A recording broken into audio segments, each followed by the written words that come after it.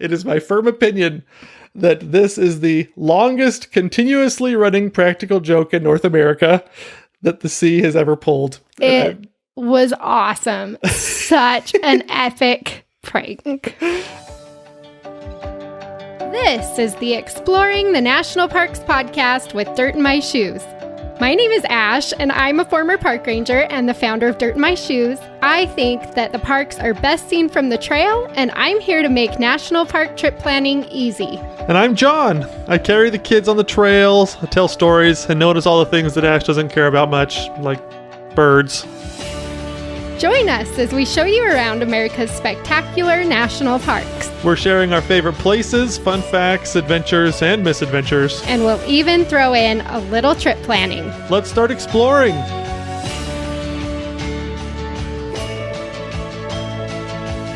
I feel like there's never a dull moment when we're hiking in the national parks. And I also feel like I've shared some pretty embarrassing stories over the last 6 months that we've been running this podcast of me hiking. Yes. But I think the stories today don't really center around me. No, they don't. Yeah. You come off pretty good on these stories. Do I? Do I look pretty good in these ones? Today we wanted to do funny stories. Volume 2, this is the hiking edition. We are talking about funny things that have happened to us as we've been hiking through the national parks. Yes. We are going to limit ourselves to 3 stories, but future editions may pop up as we, want to share more. I'm really excited. I feel like this first one is probably one of my all-time favorite stories from any of our national park visits. I'll set the stage. This story takes us to Acadia National Park. I love Acadia so much. It's so beautiful. And on this particular trip that we were there, it was an absolutely gorgeous fall day.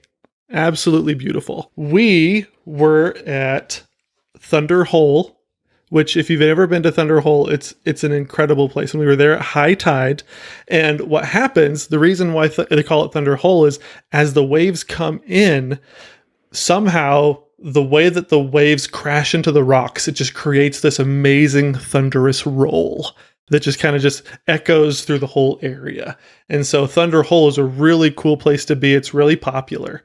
And as we got to Thunder Hole, like I said, it was high tide, the thundering, rolling waves were coming in. There was easily 100 to 200 people there. There were so many people there. Like we were shoulder to shoulder on that viewing platform. But what was interesting, this is our typical hiking situation. I usually, at least at this time period when our kids were so little, I had one kid in a backpack and one kid in my hand, and Ash was there taking pictures and get all of the necessary information. So what I was doing there was I had Logan on my backpack, Jackson on my right hand. And what I noticed was people weren't necessarily paying attention to Thunder Hole. And Ash was getting some good pictures and everything like that. But as I was looking around me, I noticed that there was a whole audience of 100 to 200 people there, and they were all looking out to sea. And finally, there was a veteran member of the audience that was there. They'd been there for a little while, and they blurted out what everybody was looking at and pointed out into the open seas and said, "Whales!" And obviously, people are excited to see these giant marine creatures. Oh my gosh, we were so excited. We were so excited. And everybody was excited. And we're all like, yes, and taking our cameras and taking a million pictures of these whales they were pretty far off the coast. Right, it was pretty far out there. But what was amazing is that the whales it was a long show that they were giving us. Yeah, I mean, I probably snapped 150 pictures. It was so They cool. were there forever. Right. It was a fair distance out into the cove. So if you've ever been there, it's kind of like this little inlet where Thunder Hole is, and you got Sand Beach over there. But it's this really cool area. But out kind of in the middle of this bay, we could see, and it was so regular. Every couple of minutes, you'd see like, a big splash, and then 2 other splashes almost like right after one another. It was like there were 3 whales out there. So the first one would jump, and then you'd have 1 and 2. But it was far enough out there. You couldn't see bodies or anything. Like it was just, you would see like dark spots. Right. But like we didn't see any flukes Right. or anything like that. It just seemed like they were like almost like surface feeding. Right, exactly. They weren't really like breaching and going straight up in the water. So you could see them like popping in and out a little bit, but not like we couldn't see their bodies. Right. But like I said, it was super regular. It was amazing. And like the audience just kept growing. Like nobody was leaving because like, holy smokes, we just have this set of 3 whales that just keep giving us a show over. And like every time that the waves would crash, you know, or the water would splash or whatever, the audience would just be like, whoa! Yeah, everybody was so excited. And we were all taking a ton of pictures and just like video and just like, you know, when you like look at your neighbor and you're both so excited and you just kind of shake each other like, I can't believe this is happening. I know, it was awesome. And like even so I had Jackson was there and he was super excited, like I was explaining, and it was pumped. It was awesome because he could actually see it. I put him on my shoulders and he could actually see the waves and then the splashing from these whales. And Logan, lo and behold, somehow, you know, he was so little, but he was still entertained, mainly because the guy next to us was using his iPad as a camera and Logan just kept trying to reach for it. Mm-hmm. And so he was super entertained. But eventually we were just like, okay, we've probably seen enough. But I had this great idea. I was like, okay, so our next stop was going to be the Gorham Mountain Trail, which is just like down the road a little bit and then slightly up the mountain. Yeah, you go up to the top of Gorham Mountain, which looks out to the ocean right where Thunder Hole is. Right. And so I thought to myself, okay, these whales, they're sticking around. Let's get up to the top of Gorham Mountain really fast and let's get a bird's eye view of what these whales are doing. Because like you said before, you know, we were only able to see like these giant dark masses, you know, causing all these waves. And so I was like, okay, we got to get up there. And this will be super cool. If we hike fast, I know we can do this. And so we booked it. And so we got on the Gorham Mountain Trail and we're hiking up, we're going through the trees. You can't see anything when you're going through the trees because it's so thick and everything.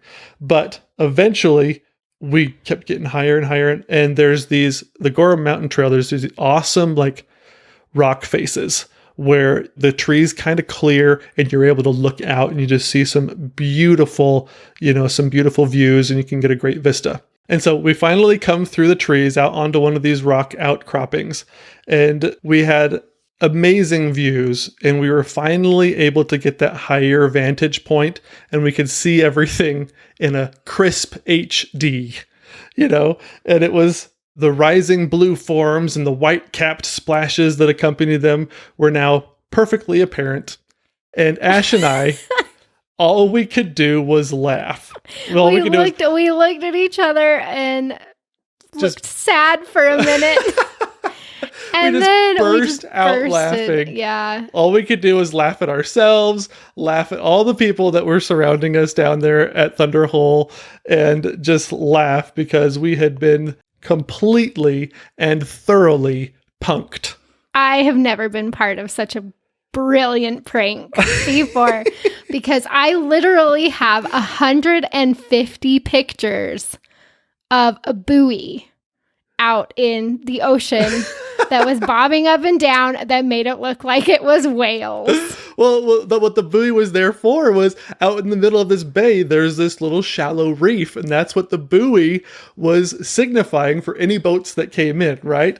And so the waves would come up over the buoy and they would crash it got shallow onto the reef. Yeah. And so we were seeing, that's why it was so regular, just over and over again. And literally 100 to 200 people all cheering for this farce that we had all witnessed. Gosh, we thought it was whales, and it was not whales. Oh my gosh. It was a buoy and a reef. Oh my gosh. And I have so many pictures of it. Ashton Kutcher and Jamie Kennedy would be so proud of the sea for this amazing prank. And what's great is that this shallow reef and that buoy are still there. Yeah, you can go see the whales at any time. all it takes is for one person every morning at high tide. Is that person going to be you? Yeah. Next time you're there? Whales! And you will be the person that will be able to convince an entire mountain of people, an entire national park's worth of people that they saw whales in Acadia National Park. Oh my my gosh. And it is my firm opinion that this is the longest continuously running practical joke in North America that the sea has ever pulled. It was awesome. Such an epic prank. Oh, so good. And no, we've never gotten over it. No, and we still laugh just as hard now thinking about it as we did when we were on the top of Gorham Mountain. It's like realizing how stupid we had been. Well, I don't think anybody on Gorham Mountain knew what we were laughing about. No, because they didn't hoof it from Thunder Hole. Oh my gosh. But there are thousands of pictures out there labeled whales on our national park vacation. Anyhow, on your next trip to Acadia, when you go to Thunder Hole, if it's at high tide, you'll have a chance to see what we saw. And if you have the guts, call it out and see what happens. Oh my gosh. All right, that's story number 1, whale watching in Acadia. This next story takes us to a much less visited national park, but a pretty cool one just the same. Theodore Roosevelt National Park. I love this one. Yeah. So underrated. Those who are, on a first name basis call it Teddy Roosevelt. But to set the stage a little bit, every kid throughout history has at one time or another been overly attached to an inanimate object. The most common objects would probably be things like a binky, a blanket, or a stuffed animal. Well, when it came to our son, when it came his time to choose his emotional support inanimate object, he decided to get creative. And his first one was a fuzz. It was a piece of fuzz out of a stuffed animal. It was like a quarter-sized piece. Yes. And I cannot tell you how many hours I spent searching for his fuzz that he misplaced for like the first 2 years of his life. Eventually, it just ended up looking like a piece of belly button lint. Yeah, I still have it, by the way. I had to have proof that this is the stupid piece of fuzz that I chased through the Walmart parking lot.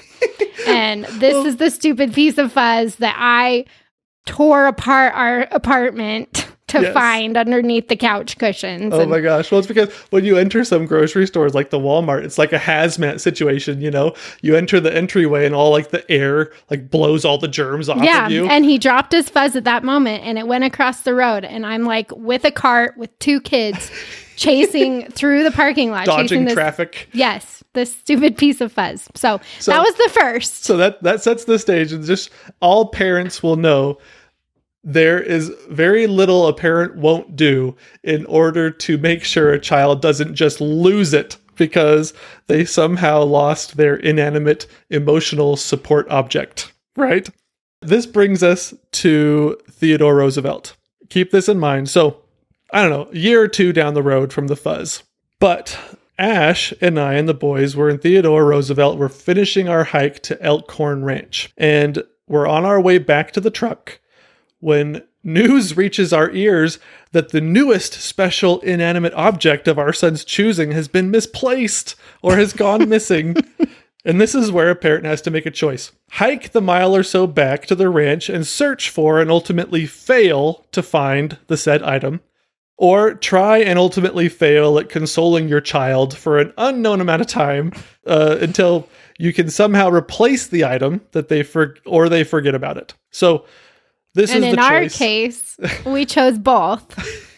So we hiked back and we couldn't find it and we couldn't console him and we replaced it with something else. Right. So what is this item, you ask? A hair carrot. Yes, that doesn't make any sense. What is a hair carrot, Ash? So this was a baby carrot that was in the bag and he pulled it out and it had like some little fibers on the top. And he called it his hair carrot. It's like, I don't know. It was literally a baby carrot with some fibers, like carrot fibers on the top. From the Grinch, got a little bit of tiny hairs coming off the top. And he called it his hair carrot and he carried it around everywhere. I mean, obviously, eventually it's going to rot, right? So it's going to be a short-lived inanimate object that he's attached to. But at the time, it was the hair carrot. And coming back from Elkhorn Ranch, you're hiking through prairie grass. It's pretty tall. Really tall. On both sides of you. And so, like, we get to the end of the trail and he's like, I don't have my hair carrot. And we're like, you've got to freaking be kidding me. There's no way we're going to find it in all this prairie grass. No do way. we try? Yes. Yes, we do. We try. We go and try to find his hair carrot, and he is just sobbing. He is so upset that we can't find it. Totally distraught. We get back after searching for it for an extra hour, trying to find this dang hair carrot. We get back to our truck, and he is just losing it. So what do? I find a carrot in the bag that had a few fibers on it. It wasn't as good as his original hair carrot, but I pulled it out and I made it hairier. It was like a magician pulling a rabbit out of a hat. Like, it was incredible. Like, so I'm going through all the carrots. I dumped out the bag of carrots, and I'm going through trying to find a carrot with some type of fibers on the top of it. And then when I found one that had some, I scraped it away on the top to kind of make it more hairy. I don't know. It's so ridiculous. And that is our story of Theodore Roosevelt National Park and the hair carrot. Oh he was not consoled. He knew it wasn't his original one, but I told him it was better and somehow convinced him that this one was the one he actually wanted. And that hair carrot traveled with us for another few days. So, and Ash, after we finally gave up on trying to find it, Ash was hiking behind us, and little did I know, Ash was videotaping me and my consoling of our children. I have it all on video. I was trying to convince my son that it was better for the hair carrot, to stay out in nature, because if we didn't keep it out in nature, then there wouldn't be any more hair carrots when we went to the store. And so we had to let it stay here and have hair carrot babies. He was not having it. But I will never not think of the hair carrot when I'm in Theodore Roosevelt National Park. Right. And any parent that has ever taken a child hiking that has lost a very special item, I think, can relate to this story, because it's so painful, but so funny at the same time. All right. This brings us to story number 3, and that takes us to another beautiful national park, Rocky Mountain National Park in Colorado, which is incredibly beautiful, and especially when we were there in the fall. Fall is my favorite time to be there because the aspens turn gold and everything just takes on a golden hue. The colors are phenomenal. Yeah. Not to mention the elk are just out and bugling like crazy, and they have the ruts going on, and it's the whole place is just alive, and it's so cool. Magical. And this specific trip, we had decided that we wanted to do the Fern Lake Trail. Yeah, we wanted, so you can do it as a one way. So you take the shuttle up to Bear Lake, and then you actually hit a few different lakes on this hike as you're going down the mountain. So it's just one of those trails that you get so much bang for your buck, because you're mostly going downhill, but you're in some of the most beautiful mountain scenery. Right. So if you start at Bear Lake and go down, that's the way to do it. But the first time we did it, we had a major mishap. Oh my gosh. I was so mad. Yes. So the high point of the trail is at this really amazing craggy location. And so you pass a few lakes on the way up from Bear Lake. You go through some really awesome scenery. And right before you turn down to go past a couple other lakes on your way down the mountain, there is this lake called Lake Helene that is absolutely gorgeous. It's kind of a secret lake, though, because not necessarily secret, but you have to take a little side path to get over to it. Right. And it's not marked. No. And so a lot of people, if you're just hiking the regular trail, you'll miss it. Right. And it's this lake. I mean, it's a small lake, but it's right in front of these big craggy peaks. Right. And so I don't know, I think one of my favorite things to get when we're hiking is reflection photos, of the whatever you're looking at reflecting off of the lake that's right in front of you or something like that. And so I was super looking forward to it. And along this trail, there were so many different lakes, little lakes here and there, so much water that sometimes it was kind of hard to keep track of which lake we were at. So the first time we did it, we were trying to follow these side directions, and it says, as the trail starts going down, then you'll see a side trail over here that takes you to Lake Helene. Right. And so we kept, as we knew we were getting closer, we kept looking for these side trails, And there's a bunch. Right. There's a ton of them. And we found a side trail and we walked down there and the lake was amazing. It was beautiful. Mm-hmm. And we thought that was Lake Helene. Right. Because it looked like what Lake Helene was supposed to look like in our minds, right. I guess. And so we spend time at this lake and we come back up and then we get to the top of the pass before the trail starts going down and there's another side trail. And but very not well trodden. It looked kind of like a social trail that you didn't really want people to be going on. And but there happened to be someone sitting right there at that junction because, I think he was waiting for his wife to go to the bathroom or something. It was kind of a funny conversation. It was one of those situations where you're like, I don't think I want to linger. Yeah. And so we were like, oh, do you know what's down this side trail? And he's like, yeah, I went down there, but it's just basically like a puddle. And so, it was really muddy. It's not worth the time. And so we're like, oh, okay, good. I'm glad we asked, and we continue on our merry way. We don't want to linger where someone's trying to use the bathroom and right. stuff. And so we're going down, down, down. And it's a good elevation drop from that point. Fast. It goes fast, too. Point of no return. I don't want to go back up that hill. Right. So we're going down, down, down. We see a few more lakes and we're going down. And I look at the map. Once we get down the hill and we've been by Fern Lake and stuff, and I look at the map and I'm like, oh my gosh, that first lake we went to that we thought was Lake Helene was not Lake Helene. It was the muddy puddle that the guy said. It was that side trail right there that the guy was like, oh, it's just a muddy puddle. So we missed the main reason that I wanted to be on that trail. Right. We missed it. And now we're 1,000 feet lower. There's no way I'm hiking back up. Yeah. The day is waning. Yes, exactly. Our legs are already shot, so we've already done all our elevation. We're not going back up. And I was just like, you have got to be kidding me. I cannot believe it, which is why we have a new rule in our family. We don't ever just trust somebody that says something on the trail. Nope. You got to have your map with you. You've got to do your own research because I've been led astray a few times. Yes. Oh my gosh. And sometimes the wrong person saying the wrong thing at just the right time can cause severe distress or cause you to go down the wrong path. But it was so disappointing. However, totally worth it. If you ever want to go up to Lake Helene, do it, but don't trust anybody. And that's the moral of the story. Don't trust anybody. Exactly. So it's fun to think back on some of our fun old adventures and misadventures. And hopefully this summer, as you go out and get on some hiking trails in the national parks, you'll be able to have some of your own adventures and misadventures. And let us know about how those adventures go. And we're excited to hear about them. And we'll look forward to seeing you on the trail. Thanks for exploring the national parks with us. Please share, like, and subscribe. And if you need any help planning your own trip, click on over to dirtinmyshoes.com. See you next week. Same time, same place. And don't forget to get some dirt in your shoes.